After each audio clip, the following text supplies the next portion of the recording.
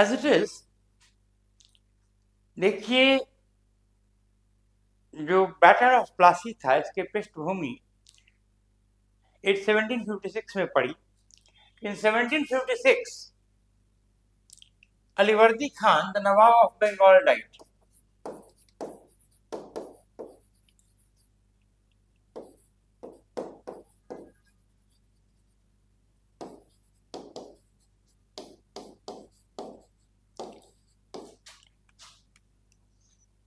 अलीवर्दी खान एक समझदार शासक थे। उन्होंने एक बड़ा फेमस स्टेटमेंट दिया था कि the English are like bees in the hive. If you do not disturb them, they will give you succulent honey. But if you disturb them, they will sting you. ये उनकी नसीहत उनके grandson Siraj-ud-Daulah ने follow नहीं किया। Alivardi Khan had no male issue, he had 3 daughters। लेकिन जो सबसे छोटी डॉक्टर थी उसी के सन को सबसे ज्यादा मानते थे Siraj-ud-Daulah. And Sirajuddaulah became, he was made the Nawab. Rather, he had nominated him. Alivardi Khan had nominated him as the Nawab, है ना, after his death. And when he died, Sirajuddaulah became the Nawab. Sirajuddaulah was a young, impulsive man of 24 years. न सिर्फ वो उम्र में कच्चा था, वो व्यवहार में भी कच्चा था। He was impulsive, raw, indolent, debauched, है ना, व्यक्तिगत भी कमियां थी उसके अंदर। इसके अलावा he had that streaks of religious bigotism in him. अब हुआ क्या कि when the English established themselves at Calcutta, तो इंग्लिश ट्रेड के अधिकतर एजेंट्स, इंडियन एजेंट्स, वो हिंदूज थे। And the Hindus also gained a fairly good income from the English trade.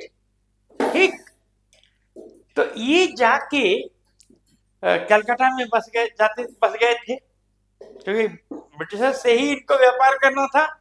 ठीक है, अब सिराजुद्दौला को ये चीज नागवार गुजर रही थी कि भाई अगर ये यहाँ होते बंगाल में होते, कलकत्ता के बाहर होते, तो इन्होंने इतना पैसा कमाया है, कुछ हम भी लेते, वहां जाके हमको क्या मिल रहा है। तो basically it was this criterion of plundering the Hindu businessman, जो कि उसके माइंडसेट में था। सेकेंड थिंग ये था कि अलीवर्दी खान की एल्डेस्ट डॉटर का लड़का था शौकत जंग। After his death Shaukat Jung was made the nawab of कोनिया।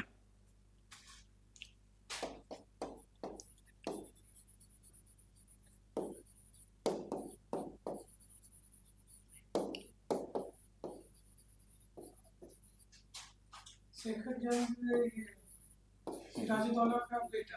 ना, सिराजुद्दौला का साढ़ू। मतलब साढ़ू क्या कहेंगे, सिराजुद्दौला की माँ 3 बहनें थी, अलीवर्दी खान की 3 लड़कियां। बड़ी लड़की से शौकत जंग था, सबसे छोटी लड़की से सिराजुद्दौला था। तो Sirajuddaula was made the nawab of Bengal and Shaukat Jung was made the nawab of Purnia. लेकिन वो खट सिराजुद्दौला ने गद्दी पर बैठते ही शौकत जंग को बेदखल कर दिया एंड शौकत जंग went and took shelter with the British, है ना।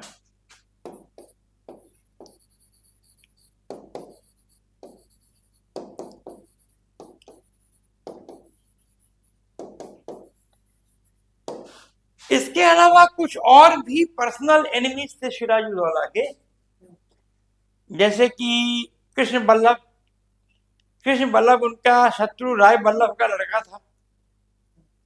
वो भी जाके कलकत्ता में अंग्रेजों के शरण में था। तो कहने का मतलब ये है कि सिराजुद्दौला के तमाम दुश्मन अंग्रेज शरण दे देते थे, और ये उसके नवाबियत को बड़ा अखरता था। ठीक है, लेकिन सिचुएशन अभी नहीं आया था कि वो कन्फ्रंट करे। और ये सब मतलब एपिसोड्स भी माइनर थे. It was not fit to escalate a full fledged war. Problem हुआ 1956 में. हमने आपको पहले बताया यूरोप में 7 इयर्स वॉर शुरू हो गया. ठीक. और यहां पर भी ब्रिटेन और फ्रांस एक दूसरे के खिलाफ लड़ने लगे. तो साउथ इंडिया में तो हम लोग ने देखा ही कि it had it's reverberations in South India. In Bengal also, both the sides began to fortify their settlements. कि भाई यहाँ भी हो सकता है तो उसके लिए तैयार रहा जाए. The French began to fortify Chandar नगर, हमने आपको बताया है. The English began to fortify Fort William. ठीक. नवाब ने एक संदेशा भेजा कि भाई मैं नवाब हूं, I am the nawab of Bengal and both these centres lie in my dominion. So, gentlemen, without my permission, how dare you fortify your settlements? हमसे परमिशन लेना चाहिए था. तो उसमें फ्रांसीसियों ने तो इसकी बात मान ली और काम को रोक दिया. फोर्टिफिकेशन ने काम रोक दिया. अंग्रेजों ने नहीं रोका क्योंकि दे हैड स्मेल्ड ब्लड, है ना. अंग्रेजों ने इस काम को नहीं रोका. नतीजन सिराजुद्दौला ही advanced to Calcutta with a large force, and on 15th of June 1756 he captured Calcutta.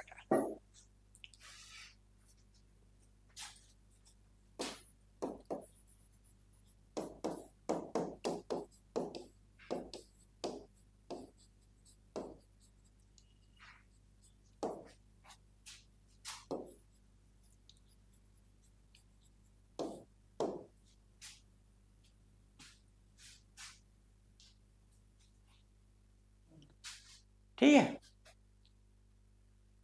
और जून 20 1756 को उसने फोर्ट विलियम कैप्चर कर लिया.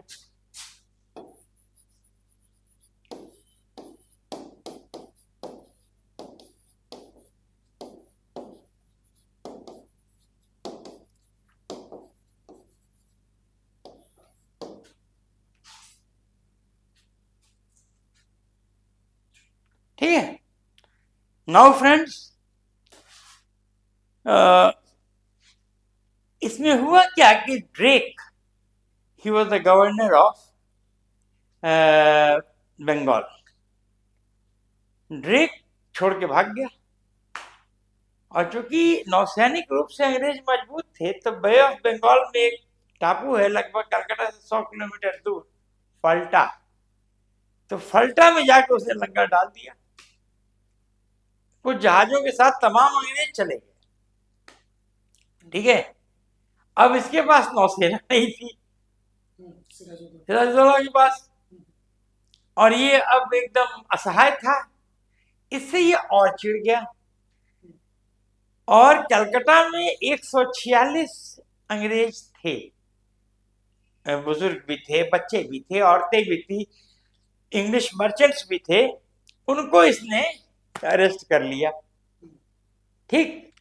और एक 22x14 के छोटे से कमरे में, जिसमें एक दरवाजा था जिससे लोग आ जा सके और कोई खिड़की नहीं थी, ऊपर एक छोटा सा रोशनदान था, उस छोटे कमरे में इसने 146 को भर के और बंद कर दिया.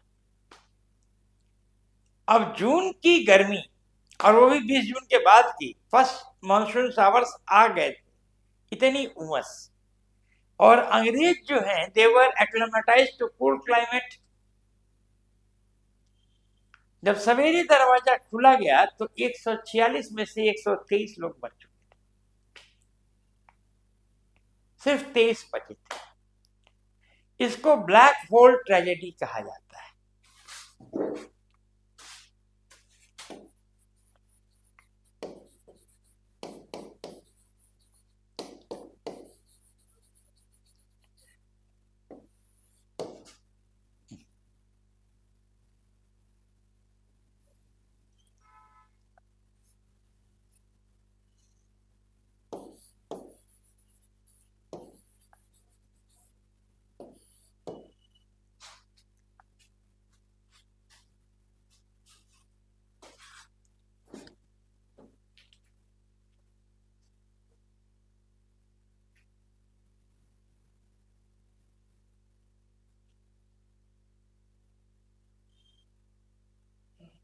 ठीक है,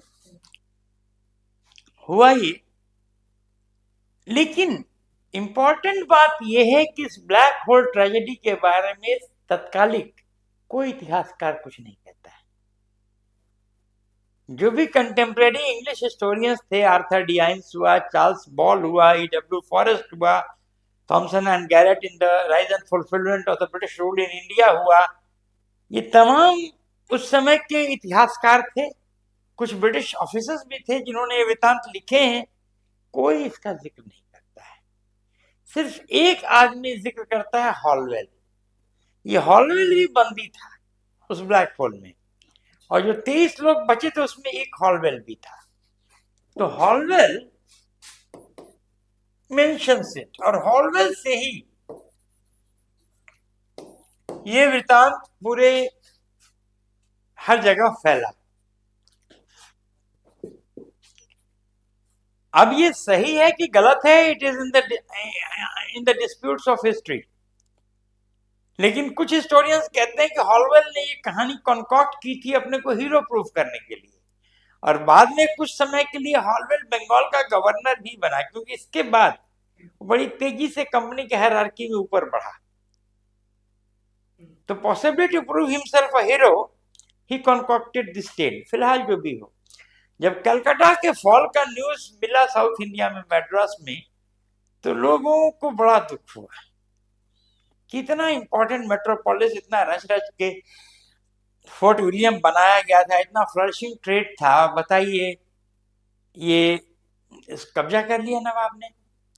लेकिन तब तक Clive had proved himself, and he along with admiral Watson, उन्होंने बस इंतजार किया कि जून का ये वाकया है कि मॉनसून खत्म हो जाए। क्योंकि देखिए, मॉनसून सीजन में जून से लेकर अक्टूबर तक बे ऑफ बंगाल में बड़े डिजास्टर साइक्लोन्स वगैरह आते हैं। तो मान लीजिए जहाज उसी में पकड़ा गई है ना, तो ठीक नहीं है।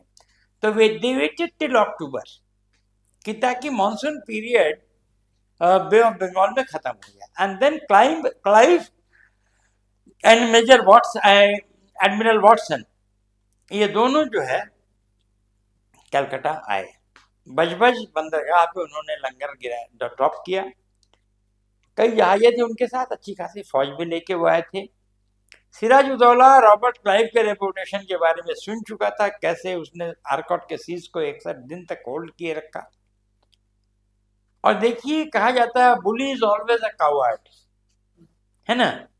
तो वो कुछ डरपोक प्रवृत्ति का भी आदमी था, अहंकारी था, भोभा वाला आदमी था, लेकिन अंदर से तो डर था, है ना।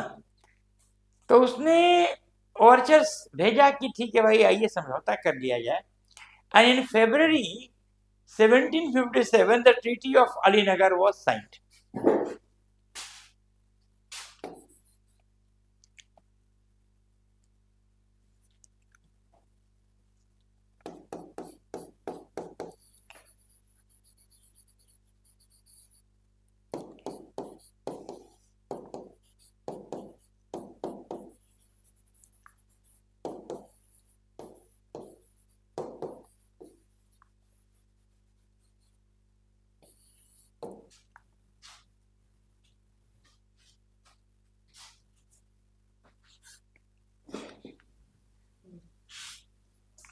इस ट्रीटी ऑफ अलीनगर में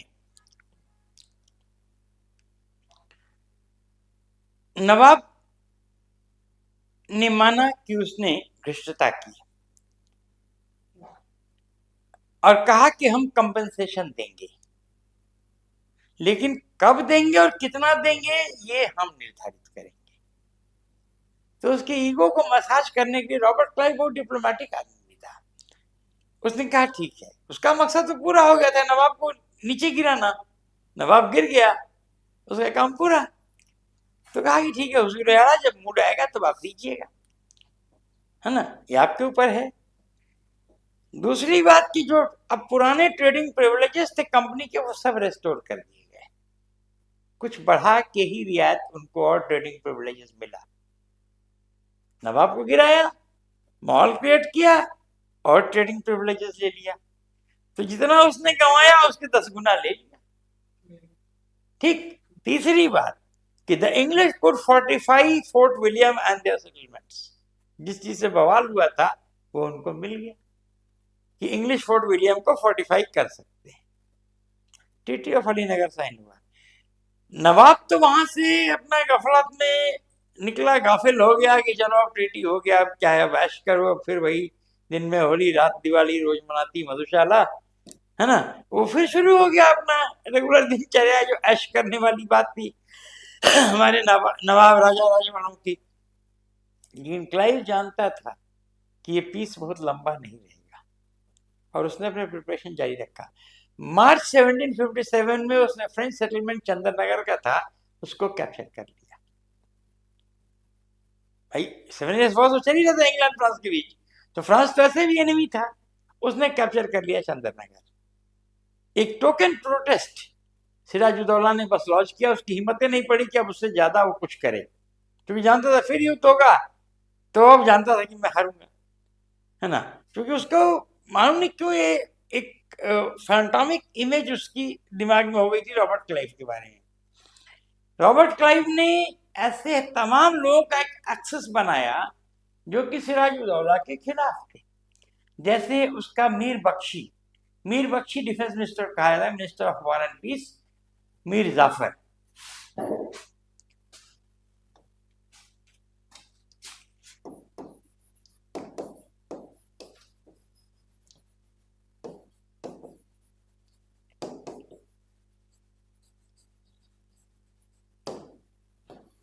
मीर जाफर रिलेटिव था कि बस?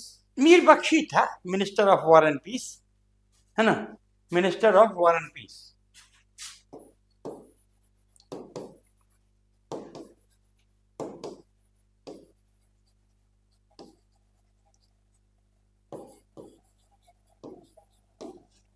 राज दुर्लभ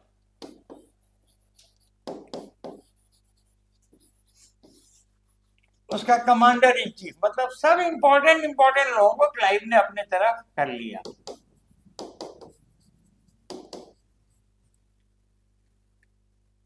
यार Latif, another senior commander of the Nawab's army.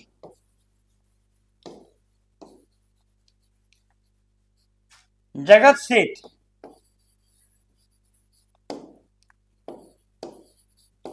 जिसको कि इंग्लिश रिकॉर्ड्स कहते हैं the richest man in the world at that time, बहुत बड़ा साहूकार था, है ना, richest man in the world. और ओमीचंद, जिसको क्लाइव ने इससे पैसा तो ले लिया लेकिन धोखा दे दिया, कुछ भी नहीं दिया इसको, ठीक है। इनका एक एक्सेस रॉबर्ट क्लाइव ने क्रिएट किया। इसके बाद हुआ ये कि अब तो बैटल लाइन्स रेडी थे। On June 23, 1757 in the marshy plains of Plassey, the confrontation between the Nawab's army and the English army took place. English army की strength 950 European soldiers, 2100 native soldiers, 50 सीमेन नाविक थे वो, एंड 100 पीसेस ऑफ आर्टिलरी। ये हो गया। इसके विपरीत nawabs army number over 50,000। 50,000। लेकिन समस्या क्या थी कि अधिकतर लोग लड़ाई में दिलचस्पी नहीं रखते थे, बस वो दिखाने के लिए आए थे फील्ड में। जब युद्ध शुरू हुआ तो सबने अपना अपना रंग दिखा दिया। सिर्फ 2 कमांडर्स सिराजुद्दौला के वफादारी से उसके तरफ से लड़े, एक मीर मदन और दूसरा मोहन सिंह, और कोई कमांडर सिराजुद्दौला का उसके तरफ से मन से नहीं लड़ा। नतीजा क्या हुआ? Plassey was hardly a battle, it was a mere skirmish. A house divided in itself कैसे क्रम्बल करता है, ये इसका टिपिकल एग्जाम्पल है। By around 11 o'clock in the morning, the battle was decided. Hardly about 100 to 200 people died in that battle. and Bengal lay prostrate before the British after this crucial battle which was so poorly fought. कोई दूसरी कौम होती तो जद्दोजहद के साथ लड़ाई करती, पूरा बंगाल चला गया और 100 लोग भी नहीं मरे इस बैटल में। सिराजुद्दौला वहां से भागा के इधर मुर्शिदाबाद पहुंची जान बचाने के लिए, लेकिन रास्ते में ही मीर मीरन जो मीर जाफर का लड़का था उसने उसको पकड़ लिया और बिहेड कर दिया। तो the story of Sirajuddaula ended here. ठीक है, बैटल ऑफ प्लासी के बाद अंग्रेजों को कई बेनिफिट्स मिले। सबसे पहले तो बंगाल में पहली जमींदारी अंग्रेजों को दी गई 24 परगनास की, है ना। The zamindari of 24 Parganas was bestowed to the English. Then जो मीर जाफर वादा के अनुसार उनको नवाब बनाया गया, उन्होंने 1 करोड़ रुपए का गिफ्ट दिया कंपनी को। इसके अलावा हर बड़े बड़े कंपनी के ऑफिशियल्स को अलग से गिफ्ट दिया। जैसे क्लाइव का शेयर 334,000 पाउंड था, क्योंकि उस समय रुपी पाउंड एक्सचेंज रेट लगभग बराबर था, इसलिए उसको रुपी टर्म्स में भी कुछ किताब में मिलता है। कहने का मतलब ये है कि कंपनी के मुलाजिमों को अच्छे अच्छे तोहफे मिले। कहा जाता है कि the ladies in Fort William develop foot sores by dancing all night. रात भर जश्न चला, इतनी नाच हुई, इतना नाच हुआ, औरतें इतनी नाची ब्रिटिश लेडीज कि उनके पैर में छाले पड़ गए, है ना। तो ये हुआ। अब आइए मीर जाफर पे। तो Mir Jafar was basically a very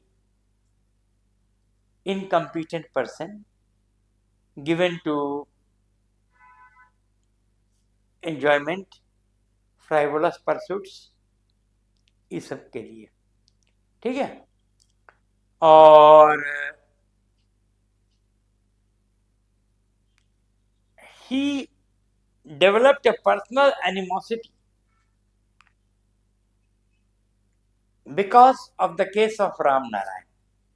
Ram Narayan Patna का सूबेदार था।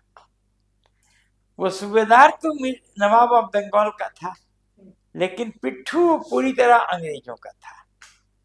वो खूब घालमेल करता था, खूब राजस्व इधर उधर करता था और अंग्रेजी अफसरों को मोटे मोटे रिश्वत देता था। तो कृपा पात्र भी था अंग्रेजों का, है ना। मीर जाफर बार बार कोशिश किया कि उसको गिरफ्त में ले। अंग्रेजों का जो कृपा पात्र था वो मीर जाफर को आंख दिखाता था, और मीर जाफर असहाय, क्योंकि वहीं से तो उसकी भी शक्ति थी। तो पैरामाउंट पावर तो रामनारायण को फेवर कर रहा है। फिलहाल कटुता बढ़ती गई। 1757 में बैटल ऑफ प्लासी हुआ। 1759 में रॉबर्ट क्लाइव ने बैटल ऑफ बेजारा में डच को हरा दिया, और डच प्रैक्टिकली सब कुछ अपना वाइंड अप करके इंडिया से चले गए।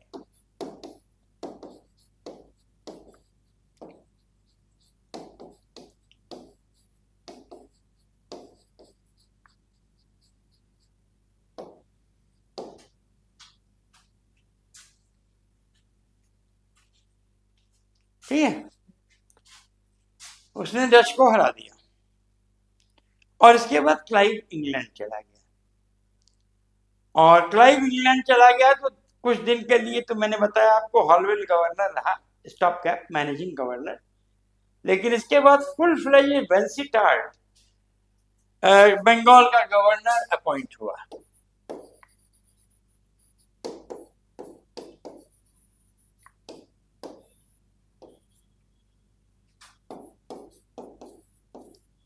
सेवनटीन 1660 में बंगाल का गवर्नर अपॉइंट हुआ।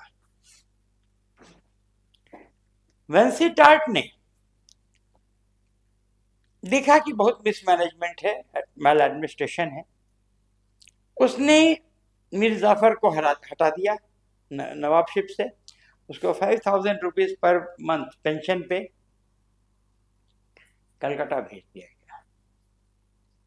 और जब मीर जाफर को उसने हटा दिया तो उसके दामाद मीर कासिम को उसने नवाब बनाया।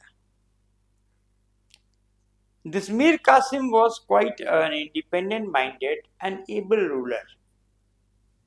ठीक है। हम्म। नवाब बनते ही सबसे पहले तो उसने सोचा कि भाई अंग्रेजों के प्रति वो कृतज्ञ है, तो अपनी कृतज्ञता को दर्शाने के लिए उसने अंग्रेजों को कई कंसेशंस दी है। ऑलरेडी इनको 24 परगनास मिल चुका था। अब मीर कासिम ने ही gave the English the zamindaris of Burdwan, Chittagong and Midnapore. ठीक है, ये तीनों जगह की जमींदारी दी। सिलहट का बहुत प्रॉफिटेबल लाइन ट्रेड था, चूने का व्यापार होता था उस समय चूना सुर्खी से ही मकान वगैरह बनते थे। तो जैसे आज के लिए सीमेंट बालू है, आप रोजी देखते हैं अवैध खनन, तो तब जो है चूना का ही व्यापार था। तो सिलहट के चूना व्यापार में अंग्रेजों को 50% उसने रियायत दे दी, मतलब पार्टनरशिप दे दी। ठीक है, और इसके अलावा कंपनी के मुलाजिम को बहुत गिफ्ट वगैरह भी दिया। लेकिन वो जानता था कि उसकी भी बारी आएगी,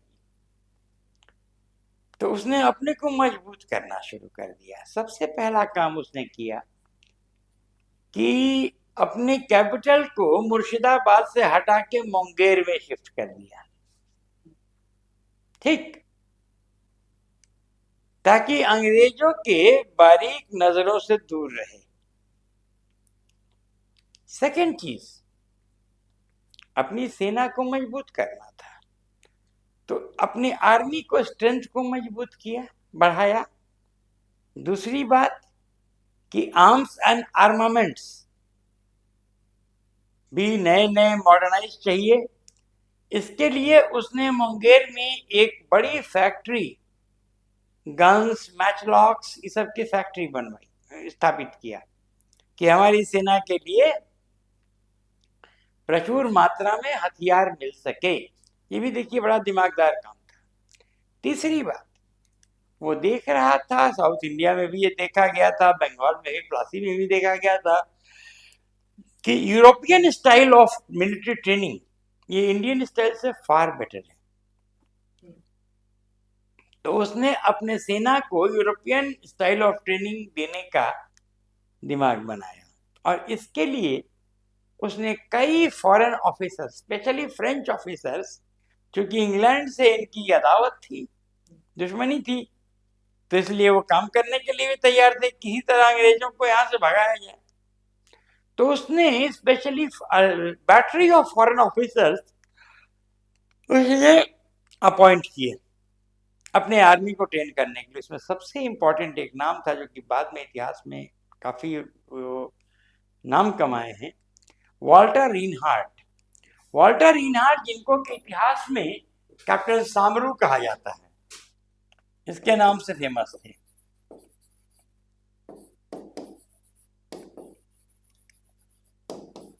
मीर कासिम से बोलो। हाँ, वॉल्टर रीनहार्ट, कैप्टन सामरू।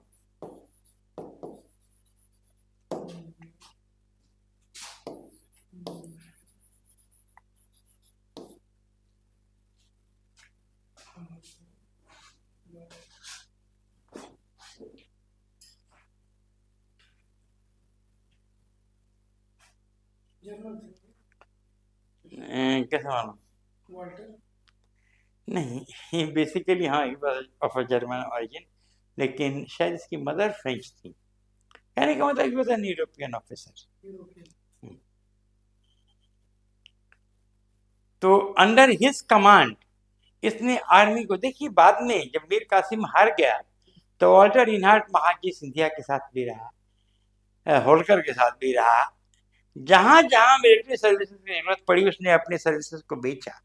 सक्षम ऑफिसर था और खूब पैसा कमाया, और दो चीजों का बड़ा शौकीन था।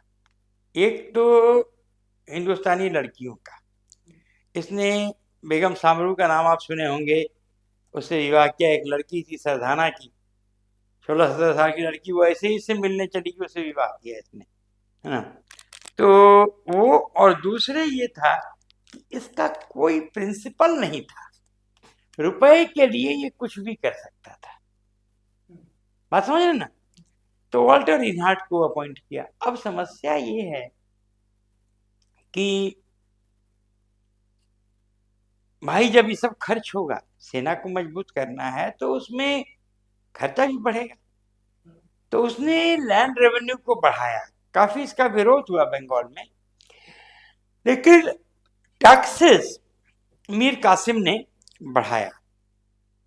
नाउ द प्रॉब्लम वाज कि एक मसला ऐसा फंस गया जहां की अंग्रेजों से इसकी बिगाड़ हो गई। जब प्लासी का युद्ध अंग्रेज जीते तो उन्होंने बंगाल में दस्तक सिस्टम लगाया।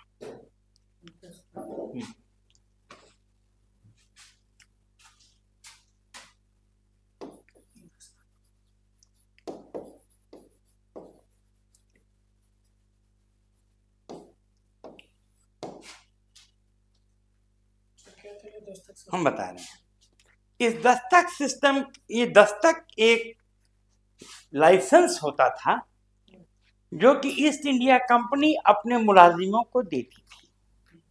तो जिसके पास भी ये दस्तक रहता था वो जो है कोई टैक्स नहीं देता था ट्रेड पे। मतलब टैक्स के कंसेशन के लिए या टैक्स के रेमिशन के लिए दस्तक था। यहां तक तो ठीक था, कंपनी ने खुद ही जारी किया था और नवाब के सहमति से जारी हुआ था। समस्या ये हुई कि अंग्रेजी मुलाजिमों ने, कंपनी के मुलाजिमों ने दस्तक को अपने फायदे के लिए यूज करना शुरू किया। कैसे? तो भाई हम तो उसका फायदा उठा ही रहे हैं। कोई और देश का व्यापारी है या भारतीय व्यापारी है, आपके पास दस्तक है, मैं आपके पास गया कि हुजूर हमारा 10,000 रुपया बच जाएगा, कुछ ये नमाकुल आपको भी दे देगा, कुछ हमको भी मिलेगा। तो 10,000 रुपया बचा तो 5,000 आपको दे दिया, 5,000 खुद ले ली। ठीक, तो ऐसे करके, तो अब देखिए अंग्रेज कंपनी के मुलाजिमों के पास दस्तक था, इससे तो बंगाल की रेवेन्यू जा ही रही थी, तो वही टैक्स फ्री हो जाता था। इसके अलावा दस्तक के मार्फत कंपनी के मुलाजिमों ने और व्यापारियों के रेवेन्यूज को भी खत्म कर दिया। तो there was a financial crisis. Mir Qasim Vansittart से को मुलाकात हुई। मीर कासिम ने वंशीटाट को बोला कि देखिए इस तरह तो स्टेट दिवालिया हो जाएगा। तो एक अग्रीमेंट साइन किया मीर कासिम ने और वंशीटाट ने कि दस्तक खत्म ही कर दिया जाए, है ना, पूरी तरह दस्तक खत्म कर दिया जाए। तो अब जाके कंपनी के मुलाजिमों की आंख खुली, ये तो हम लोग का स्पेशल प्रिविलेज था और ये खत्म कर दिया गया। तो कलकत्ता काउंसिल ने इस एग्रीमेंट को मतलब वो कर दिया, रेसेंड कर दिया, कैंसिल कर दिया। ठीक, अब युद्ध होना था, क्योंकि अब मीर कासिम नवाब था, अब वो तो ये बर्दाश्त नहीं कर सकता था, उसकी गैरत ये तो बर्दाश्त नहीं कर, और पहले से तैयारी कर रहा था, एक बार दो दो हाथ करने के मूड में पहले से ही था, तो वो तैयार हो नहीं रहा था, है ना। भाई हमने खुद एग्रीमेंट साइन किया है और कंपनी के काउंसिल ने, कलकत्ता काउंसिल ने रिजेक्ट किया है, मतलब हमारी कोई औकात नहीं। तो युद्ध अब होना था। शुरुआत हुई एलिस से। एलिस जो है पटना का कंपनी का एजेंट था, उसने नवाब के प्रेमाइसेस जो पटना में, भाई वहां पर भी तो उसके ऑफिसर्स थे, तमाम थे, उनको रेड कर दिया, उसने अटैक कर दिया, लेकिन he was repulsed with very heavy losses. Ellis was repulsed. फिलहाल इसके बाद मेजर एडम्स ने कमांड थामा और लगातार 4 युद्ध में उसने मीर कासिम को हराया। कटवा, सूती, गिरिया और उधवा नाला, उद्वान अलाव के झारखंड परगना में है, बड़ा इंपॉर्टेंट जगह है, कई युद्ध यहाँ हुए हैं, ठीक है ना। इन चारों युद्ध में उसने मीर कासिम को हराया। जब मीर कासिम एक के बाद एक युद्ध हारता गया तो अब उसको भाई ये था कि अब तो अंग्रेज हमको उपदस्त कर ही देंगे। वो चला गया अवध। उसने दिमाग लगाया कि अब एक ही तरीका है कि मुसलमानों के फोर्सेस को, दिमाग उसने बड़ा सही लगाया था, एक गठबंधन किया जाए और कॉमन हेरिटेज का नाम लेके कि हम एक धर्म के हैं, हमारी एक विरासत है, फिरंगियों को बाहर खदेड़ दिया जाए, है ना। और इतनी संख्या और ताकत भी तीन लोग ये कर देते, लेकिन स्ट्रेटेजी में फेलियर था, ठीक है ना। और कुछ अपने लोग ही फूट पड़ गया इनमें, है ना। तो वो चला गया अवध। जब वो अवध चला गया तो कंपनी ने फिर मीर जाफर को नवाब बना दिया कि भाई अब वो तो पर्सोना नॉन ग्राटा हो गया, है ना। तो वो हमारी उससे माफरबादारी से दूर हो गया, अब नवाब बना दिया मीर जाफर को। वहां अवध में जाके मुगल बादशाह शाह आलम सेकंड अंधे हो गए थे। वो खुद अवध के नवाब वजीर के पास रहते थे। अवध के नवाब वजीर शुजाउद्दौला साहब, नवाब वजीर का ओहदा था, चूंकि मुगल सल्तनत के वजीर भी थे और अपने को इंडिपेंडेंट भी घोषित कर चुके थे। प्रैक्टिकली मुगल बादशाह उसके रहमो करम पे था, तो उनका एक सम्मान था उस समय हिंदुस्तान के मतलब राजवाड़ों में, शासकों में। मीर कासिम गया, उसने अपने कॉमन हेरिटेज को अपील किया कि देखिए हम लोग सब मुसलमान हैं, एक समय पूरा हिंदुस्तान हमारा था और ये क्या दिन आ गया है, ये फिरंगियों ने मेरी ये दशा कर दी है और कुछ दिन बाद आपकी भी ये दशा कर दी। शुजाउद्दौला बहुत धूर्त टाइप का आदमी था। उसने मीर कासिम के तकलीफ में, आपदा में अवसर दिखा। उसने वो खुद ही प्लान बनाने लगा कि हम बंगाल को जीत के अपने राज्य में शामिल कर लेंगे। और उसने ये कॉल किया मीर कासिम से कि देखिए जिस दिन अवध की सेना गंगा पार करेगी और दाखिल होगी बंगाल में, मतलब बंगाल में गंगा पार करने का मतलब बिहार बंगाल एक ही था, है ना। तो उस दिन से हर महीने मीर कासिम बंगाल की सेना को 11 लाख रुपए देगा हर महीने। और तब 11 लाख रुपए बड़ी रकम थी, इसी से सेना का रख रखाव होगा। ये हुआ कि अब मीर कासिम भाई सब कुछ करा हुआ नवाब था, धन दौलत लेके तो चला ही था वहां से। तो ये एग्रीमेंट उनके बीच हुआ और 22 अक्टूबर 1764 को बैटल ऑफ बक्सर हुआ, जहां की तीनों संयुक्त सेनाएं थी, नवाब ऑफ अवध की, मुगल एम्पायर की और मीर कासिम की बंगाल आर्मी। तीनों सेनाओं को बैटल ऑफ बक्सर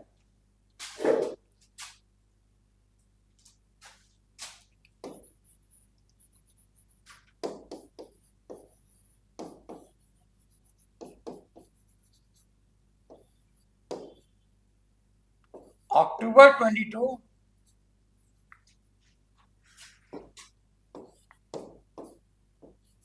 1764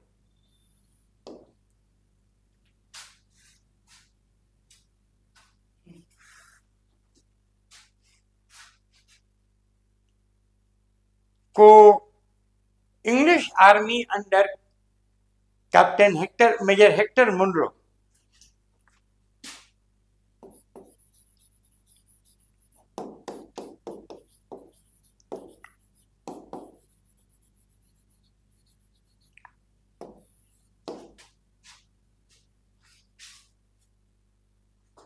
ने डिफीट कर दिया।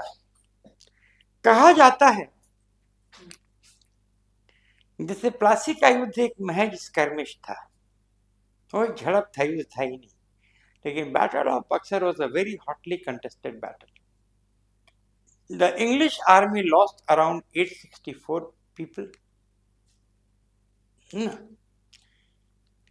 And the triumvirate of Shah Alam II, Shujaudawla and Mir Qasim lost above 2,000 men. It was a very, very hotly contested battle. But the Battle of Buxar ranks as one of the greatest decisive battles ever fought in Indian history. After this battle, the entire Indo-Gangetic plain, from the further ends of Bengal, जो कि आज का बांग्लादेश है, East Bengal, to Haryana, lay posted before the English rule. Battle of Buxar जीतने के बाद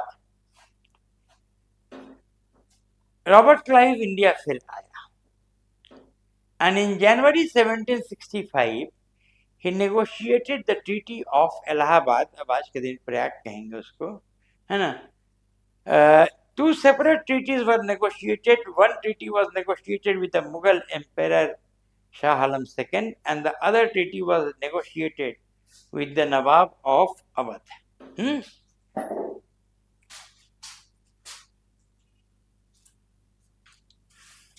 January 1765, Treaty of Allahabad.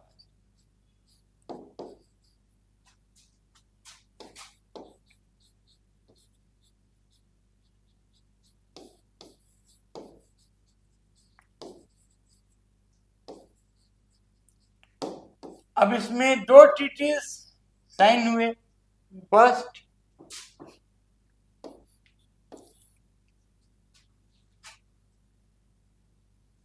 treaty with the Mughal Emperor.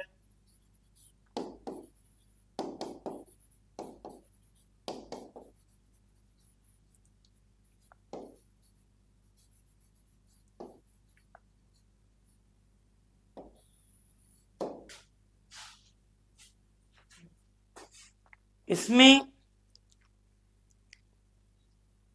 First clause A, Allahabad, अरे sorry, the districts of, first clause इसका ये था, ये हर चीज मत देखो, वीडियो तो मिल ही जाएगा, आपका समय मत खराब कीजिए. द डिस्ट्रिक्ट्स ऑफ कारा and Allahabad were taken from the Nawab of Awadh and given to the Mughal Emperor. देखिए कितना, मतलब ये समझ लीजिए कि शातिर गेम अंग्रेजों ने खेला.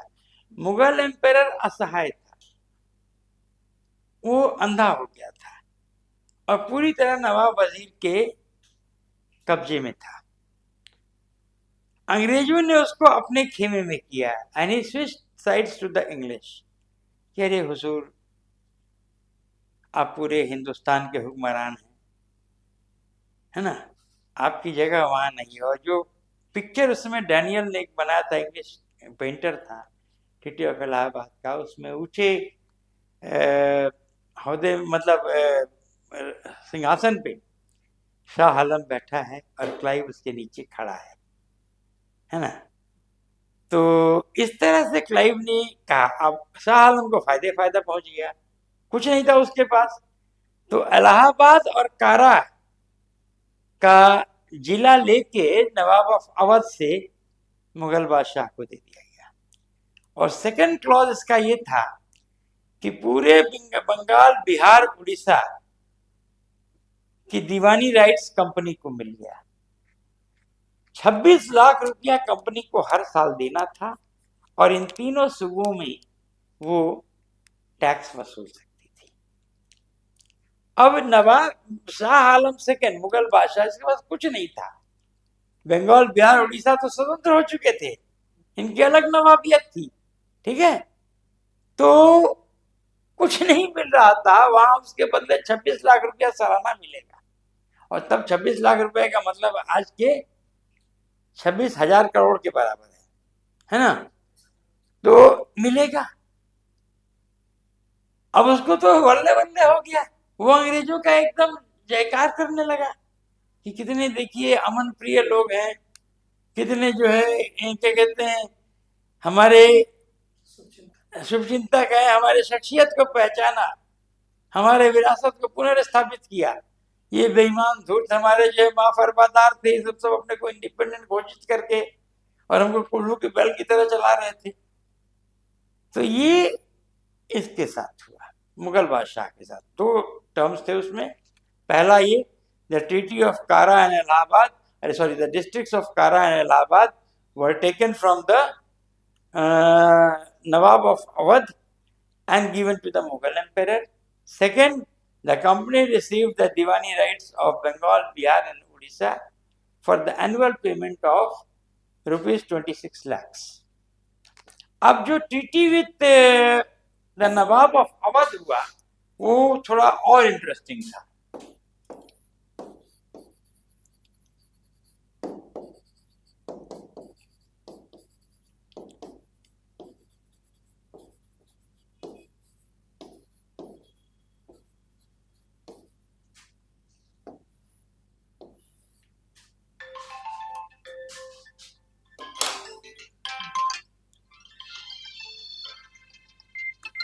हेलो, हाँ हाँ बोलो बाबू।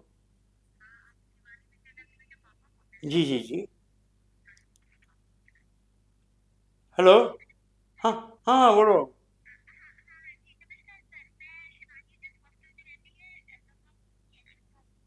हाँ हाँ,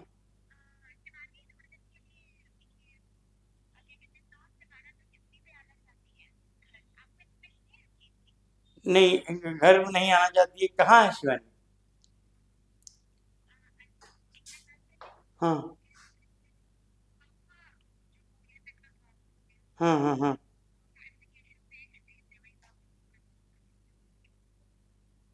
तो बेटा उसको कैंसिल नहीं किया जा सकता?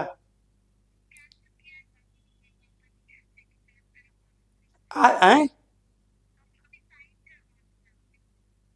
किस लिए?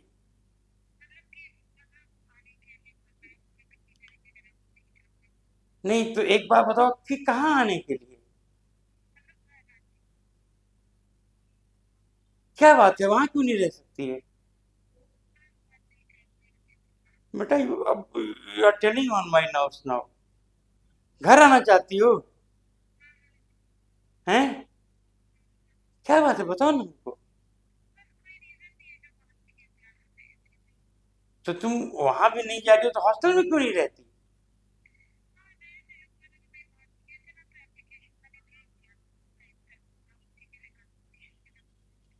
ये अच्छी चीजें नहीं है जानी, ये अच्छी चीजें नहीं है। फिलहाल घर आओगी?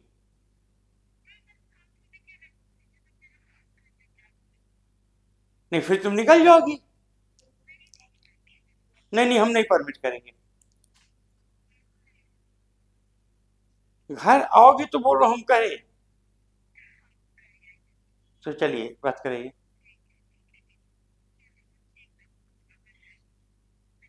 हाँ हाँ हाँ हाँ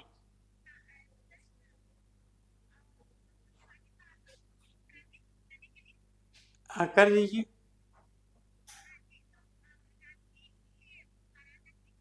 रांची, हाँ ठीक है। In no case shall she go to Varanasi, ये दिमाग में रखिएगा। She will not be permitted to go to Varanasi, है ना? she has to, if she has to come home, she has to come to me.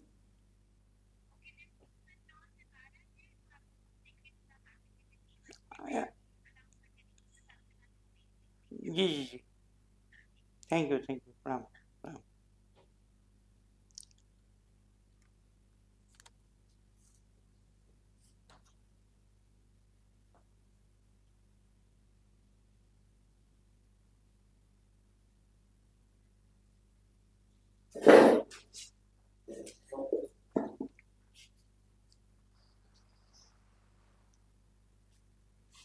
तो ये हो गया, हाँ नवाब ऑफ अवध। अब इसमें हुआ क्या कि 4 जिले अवध से ले लिए गए। दो तो शाह आलम को दे दिया गया, मुगल एम्पायर को। 2 और जिले उन लेके और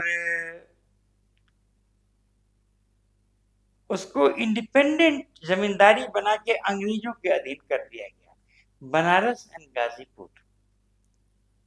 बात समझ रहे हैं?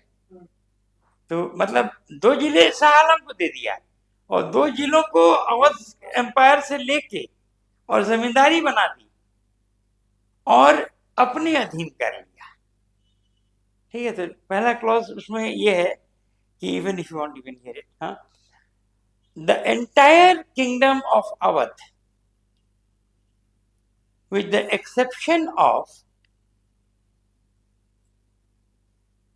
कोयल, अरे sorry, Kara, Allahabad, Banaras and Ghazipur was returned back to the nawab of Awadh. पूरा किंगडम लौटा दिया गया, 4 जिले छोड़ दिए। कारा and sorry Banaras and Ghazipur were constituted in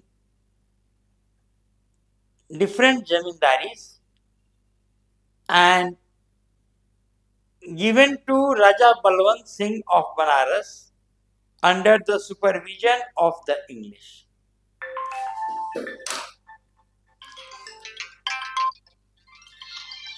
हाँ बोलो, हाँ बोलो।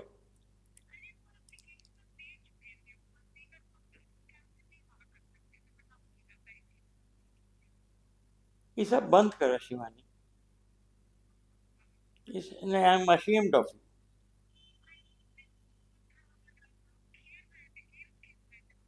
रखो बेटा, हम क्लास में हैं, रखो, हम बात करेंगे 15 मिनट बाद तुमसे। ठीक है, हाँ।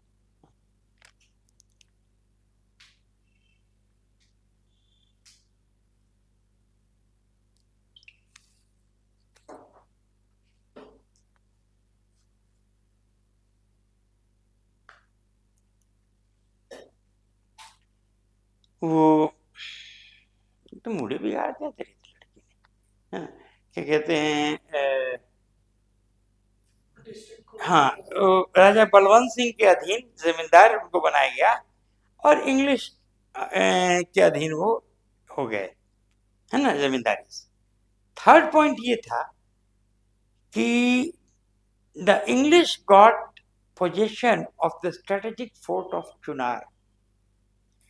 हाँ, ये मिर्जापुर के और बनारस के बीच एक किला है, गंगा के किनारे। और जो आदमी ये माना जाता है, जो शक्ति ये चुनार फोर्ट को कंट्रोल करेगी, वो पूरा अपर इंडो गैंगेटिक रूट को कंट्रोल करेगी। इतना स्ट्रेटेजिक है। अंग्रेजों ने उसका मर्म समझा और इंग्लिश फोर्ट को, अरे चुनार फोर्ट को अपने अधीन ले लिया। चौथी चीज ये थी कि एक war indemnity of 50 lakh rupees was imposed on the Nawab of Awadh, है ना, एक युद्ध हर जाना तो पा गया। पांचवी बात कि the English got the right to free trade in Awadh, वही तो चाहिए था उनको। और छठी बात कि an English force commanded by English officers will be stationed in Awadh for the safety of the Nawab, whose expenses will be borne by the Nawab of Awadh। तो duplex ने जो सब्सिडियरी अलायंस का रेडिमेंट्री स्वरूप हैदराबाद में बुशी को रख के शुरू किया था, उस प्रोसेस को अंग्रेजों ने आगे बढ़ा दिया। Awadh literally became the second kingdom after Hyderabad to undergo the subsidiary alliance. बात समझ रहे हैं? बाद में तो वेलेस्ली ने इसको फाइन ट्यून कर लिया और वेलेस्ली के साथ ही सब्सिडियरी अलायंस जुड़ा है, लेकिन वेलेस्ली से पहले भी ये प्रैक्टिसेस फॉलो होते थे। हाँ बोलिए। हैदराबाद के बाद दूसरा स्टेट था। तो ये देखिए बैटल ऑफ बक्सर का आउटकम हुआ, है ना। जो पीरियड 1765 से है और 1772 तक, ये पीरियड में देखिए दीवानी राइट्स कंपनी के पास था और निजामत राइट्स में नवाब ऑफ बंगाल के पास था। तो इसको डुअल गवर्नमेंट कहा जाता है।